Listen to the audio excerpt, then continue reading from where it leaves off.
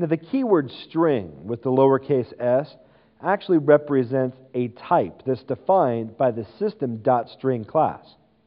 So the lowercase string, that's basically just a shorthand. Makes it a little bit more convenient than having to refer to system.string, and it also gives the appearance of being like one of the native or implicit data types. It kind of gives you that general look and feel. So it makes it a little bit more convenient to work with. Physically, a string in C# is a sequence of Unicode characters.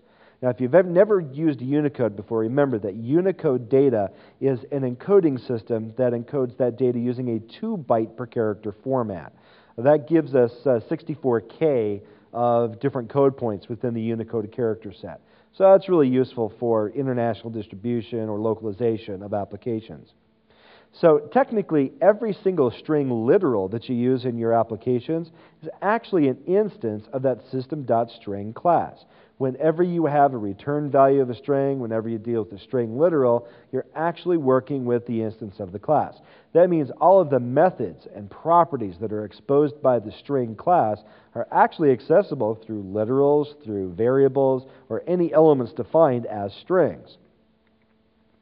Now, inside the strings, you can also include not only regular characters, things that you can enter on the keyboard, as well as code pointer character references. You can also use escape characters as well. As an example, your new line or tab or backslash character. Remember, that backslash followed by the character indicates a specific, usually non-printable character.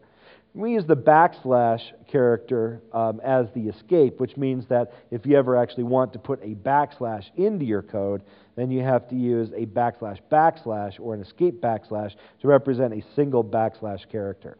Now, any of the other standard escape characters that you recall from earlier programming days, it's all still valid. It's all still the same.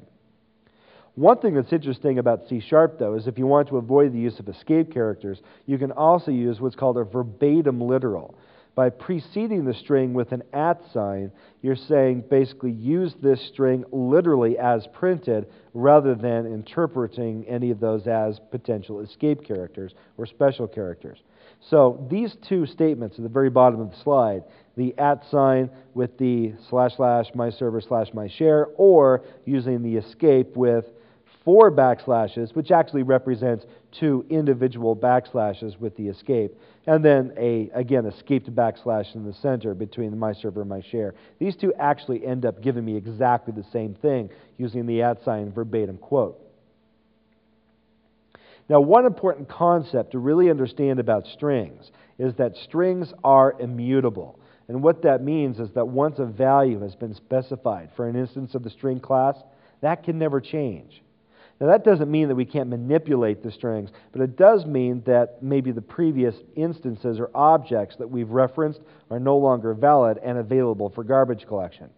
For example, if you look at this demo code at the bottom of the slide, you'll notice that we're creating an instance of the string class. String s equals the literal hello.